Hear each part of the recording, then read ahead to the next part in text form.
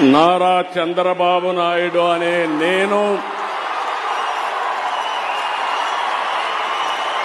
శాసనం ద్వారా నిర్మితమైన భారత రాజ్యాంగం పట్ల నిజమైన విశ్వాసం, విధేయత చూపుతానని, భారతదేశ సార్వభౌమాధికారాన్ని, సమగ్రతను కాపాడుతానని ఆంధ్రప్రదేశ్ రాష్ట్ర ముఖ్యమంత్రిగా నా కర్తవ్యాలను శ్రద్ధతో, అంతఃకరణ శుద్ధితో నిర్వహిస్తానని, భయం గాని, పక్షపాతం గాని, రాగద్వేషాలు గాని లేకుండా రాజ్యాంగాన్ని, శాసనాలను అనుసరించి